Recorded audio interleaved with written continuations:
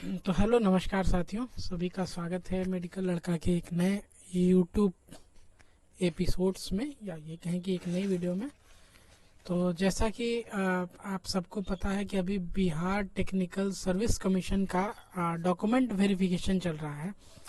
तो उस संबंधित बहुत सारे बच्चों के बहुत सारे तरह तरह के डाउट हैं। जो इससे पहले जो मैंने वीडियो बनाई थी रिमार्क्स वाली, तो उसके नीचे बहुत सारे कमेंट देखने को मिले। तो मैंने ये अपनी जिम्मेदारी मानते हुए एक नई वीडियो में सभी कमेंट्स के जवाब दे दिए। कमोबेश सबके जवाब सेम तरह के थे, तो मुझे लगा कि मुझे देना चाहिए जवाब, तो मैंने दे दिए।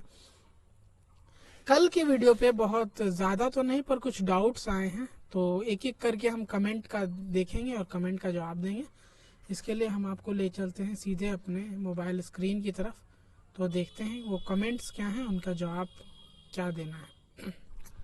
तो अभी तक के डेट में 37 कमेंट आ चुके हैं। ये वही वाली वीडियो है, BTSC DV डाउट्स क्लियर। तो उसके नीचे जो कमेंट्स हैं वो मैं आपको पढ़ूंगा, उसका जवाब दूंगा।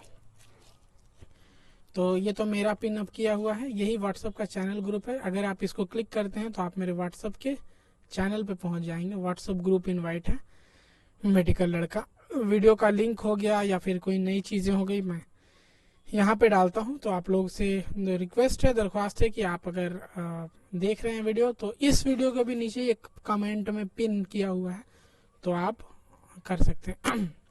पहला है पूर्णिमा कुमारी का। सर आप मेरे साथ डीवी में थे, शायद मैं आपको याद कर पा रहा हूँ, बहुत बहुत शुक्रिया। आप कमेंट को लाइक कर दिया मैंने, बाद में आपको जवाब दिया जाएगा। राहुल कुमार सिंह पूछ रहे हैं, भैया EWS वाले को आए भी ले जाना है?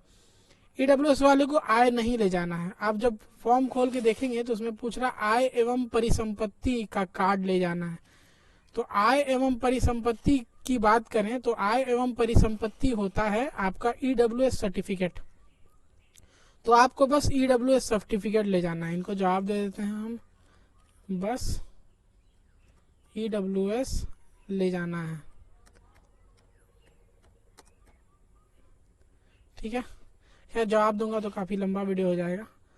EWS का कुछ बताओ बोला। देखिए EWS के इसमें ना बहुत सारे बच्चे आ गए हैं जो जनरल कंपटीशन के हैं।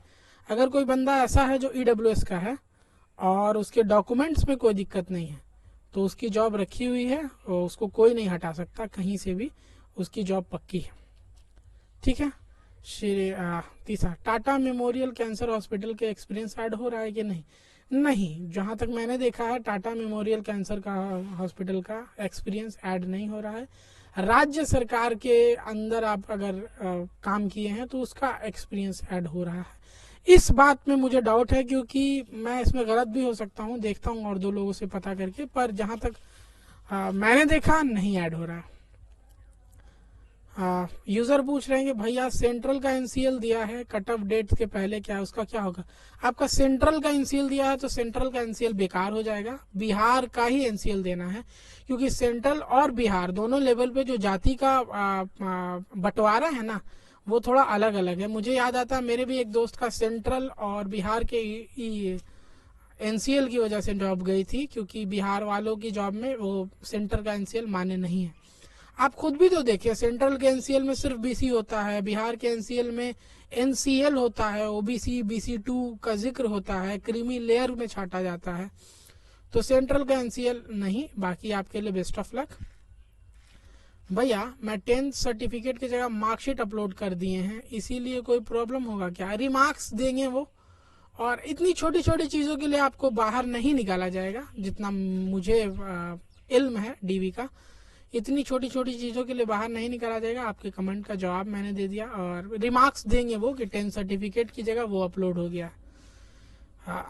अंचल सिंह पूछ रही हैं, भैया कॉल लेटर एक ही पेज पर आगे पीछे निकलवाना है या 2 पेज पे? आपकी मर्जी है, 3 पेज पे मत निकलवाइएगा,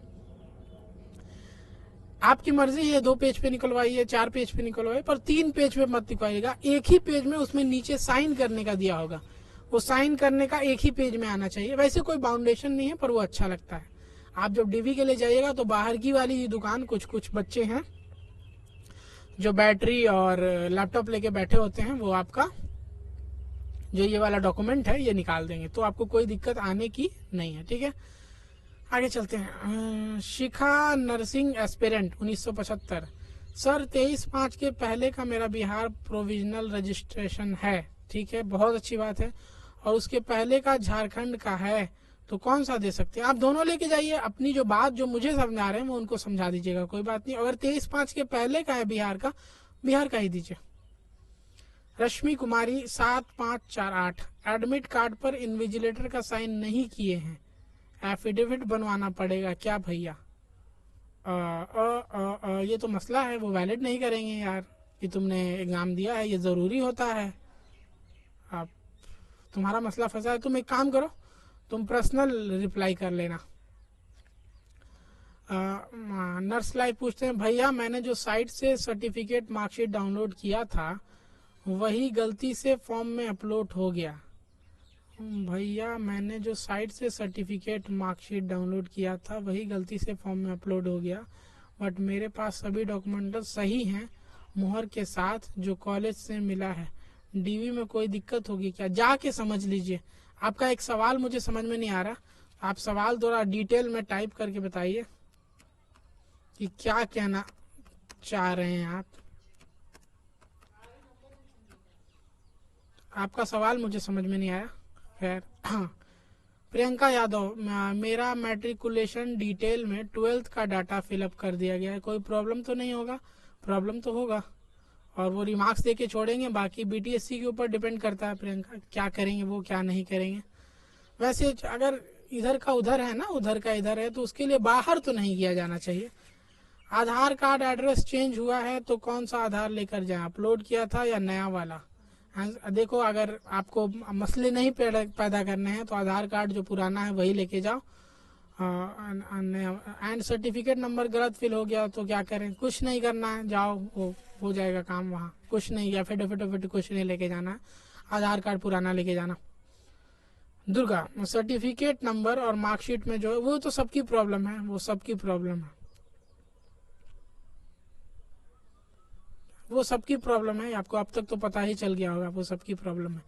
मैंने जो ओरिजिनल डिप्लोमा अपलोड किया है वो पोस्ट कट ऑफ डेट का है, हमारे पास प्रोविजनल डिप्लोमा भी है जो प्री कट ऑफ डेट का है। कोई बात नहीं, आप उनको बता दीजिएगा कि हमने ओरिजिनल अपलोड किया है, प्रोविजनल नहीं अपलोड किया। अगर वो समझ पाते हैं, समझ जाएंगे, वैसे कोऑपरेटिव होते हैं। जाहिर सी बात है, जब आप पास कर लेते हैं उसके 1 साल बाद डिग्री बन के आती है, तो प्रोविजनल और ओरिजिनल का डेट तो डिफरेंस रहेगा ही, और मेजर डिफरेंस रहेगा, इसमें कोई शक्को और सुबह वाली कोई बात है नहीं, ठीक है। प्रतिभा पूछ रही है, सर मेरा एनसीएल की जगह कास्ट सर्टिफिकेट अपलोड हो गया था, डीवी में कोई एनसीएल की जगह कास्ट, बिल्कुल प्रॉब्लम होगा, एनसीएल उनको देना है, कट ऑफ डेट के बाद पहले का देना है, बिल्कुल प्रॉब्लम होगा। सर जिसमें कोई रिमार्क्स नहीं है उसको भी फाइनल मेरिट लिस्ट में कोई दिक्कत है क्या? हाँ, 1.25 गुना करके बुलाया गया है, आपके नंबर के ऊपर डिपेंड करता है। जिनका कोई रिमार्क्स है या जिनका कोई रिमार्क्स नहीं है, ऐसा नहीं है कि वो डीवी के रेस से बाहर हो गए हैं। जिनका रिमार्क्स है वो डीवी के रेस से बाहर है, ऐसा नहीं है। या ये भी नहीं है कि जिनका रिमार्क्स नहीं है वो डीवी के रेस से बाहर है। नंबर पे डिपेंड करता है, आपकी कैटेगरी पे डिपेंड करता है कि आप डीवी के रेस से बाहर हो सकते हैं मेरिट लिस्ट से। देखो ना, तुम सीएचओ के डॉक्यूमेंट वेरिफिकेशन में कई लोगों को तो छाट दिया था, तो अगर वो छाटता है तो वो आपको तुम्हें वाजिब कारण देगा कि किस वजह से मैंने आपको छाटा है, और या ऑब्जेक्शन लेगा, जो भी करेगा, पर ये है कि आपके साथ नाइंसाफी तो नहीं होगी, ठीक है। आरटीसीएस पूछ रहे हैं, क्या प्रोविजनल एंड ओरिजिनल सर्टिफिकेट का इशू डेट सेम होता है? क्योंकि डिजिटल सेम नहीं, प्रोविजनल पहले का होता है, ओरिजिनल बाद का होता है, कभी सेम नहीं होता। बिना स्लिप के फॉर्म भरे हैं, रजिस्ट्रेशन में यस कर दिए थे, कोई प्रॉब्लम होगी क्या?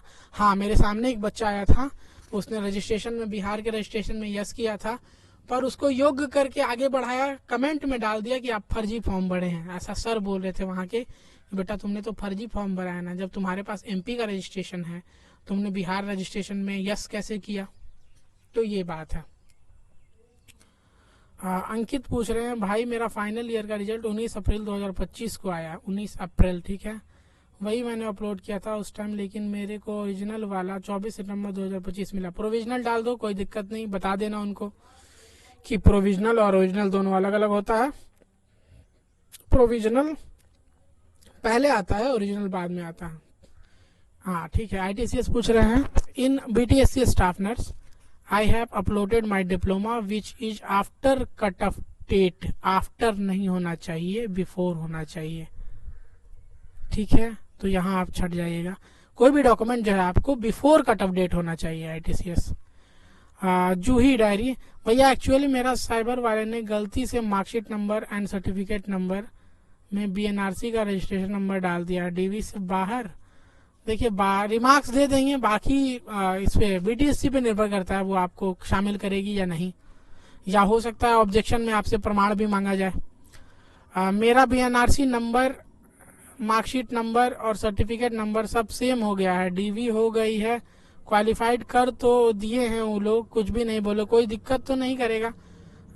ये स्क्रूटनी में पता चलेगा, और आपको अगर बाहर किया जाएगा, बाहर नंबर गलत होने की वजह से बाहर नहीं करेगा, ठीक है ना। तो अगर किया भी जाएगा, मान लेते हैं स्ट्रीम केस की बाहर किया जा रहा है, तो आपको वो पूछेंगे, वो आपको ऑब्जेक्शन करने का मौका देंगे और ये पूछेंगे कि क्यों बाहर किया जा रहा है, आप अपना सही अपलोड कीजिए, ठीक है।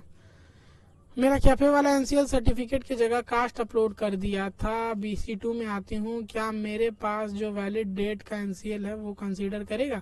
बिल्कुल कंसीडर करेगा, जाके देखिए। भाई मेरे में परमानेंट एड्रेस में विलेज नेम में गलती है, रिमार्क दे दिया है। हाँ देखा मैंने कि एक का रिमार्क दे दिया है, रिमार्क से कोई वैसा बड़ा प्रॉब्लम नहीं है, ठीक है। भैया मेरे सर्टिफिकेट इशू डेट गलत डाला है और प्राइवेट हॉस्पिटल का एक्सपीरियंस लगाया है, क्या कोई प्रॉब्लम होगा? नहीं, जनरल में आ जाओ। अरे देखो प्रॉब्लम कुछ नहीं होगा, प्राइवेट हॉस्पिटल का एक्सपीरियंस लगाया तो वो नहीं कंसीडर करेगा, तुम जनरल में चले जाओगे। और जो सर्टिफिकेट इशू किया है, सर्टिफिकेट का इशू डेट की वजह से प्रॉब्लम होने वाली नहीं है। भैया मेरा बिहार का प्रोविजनल 20 मई क्या है, आफ्टर 6 मंथ बाद मेरा परमानेंट BNRC आया, तो वो इशू डेट कौन सा दिखाना होगा वहाँ? वो जो पहले का है वही प्रोविजनल वाला दिखाना होगा बेटा। राजश्री, यहाँ तक सारे कमेंट्स का जवाब मैं लगभग दे चुका हूँ, और एक बार मैं वापस जाता हूँ, पुराने वीडियो पे भी कुछ कमेंट आए हैं, उनका भी जवाब देख लेते हैं।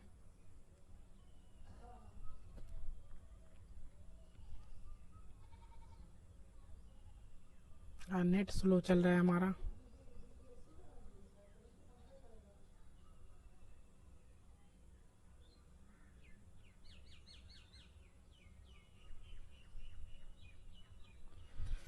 तो लगभग सभी कमेंट्स के जवाब मैं दे चुका हूं। अगर आपका कमेंट इसमें शामिल हुआ है या नहीं हुआ है, कुछ कमेंट्स के रिप्लाई मैं पर्सनली भी दे दूंगा। तो ये वीडियो थी, और उम्मीद करता हूं कि सारे के सारे जो लगभग सेम तरह के डाउट आ रहे हैं सबके क्लियर हो गए होंगे। और अगर नहीं क्लियर हुए हैं तो इस वीडियो के नीचे आप अपना कमेंट छोड़ जाइए। मेडिकल लड़का चैनल को सब्सक्राइब कर लीजिए, और जल्द ही हम लोग क्लास की नई वीडियोज़ लेके और प्रिपरेशन के टॉपिक पे नए वीडियोज़ बना के लेके आएंगे। तब तक स्टे ट्यून करिए, अपना ख्याल रखिए, अपने अपनों का ख्याल रखिए, और हिम्मत मत हारिए। और क्या कहूँगा, पिछली वीडियो तो आपने देखी होगी कि नई वैकेंसीज हैं, तो उनमें आप बहुत ज़्यादा चांस भी बनते हैं, तो तैयारी करते रहिए, अपना ख्याल रखिए। धन्यवाद, मिलते हैं किसी अन्य वीडियो में किसी अन्य बातों के साथ, तब तक के लिए नमस्कार, आदाब, सत श्री अकाल।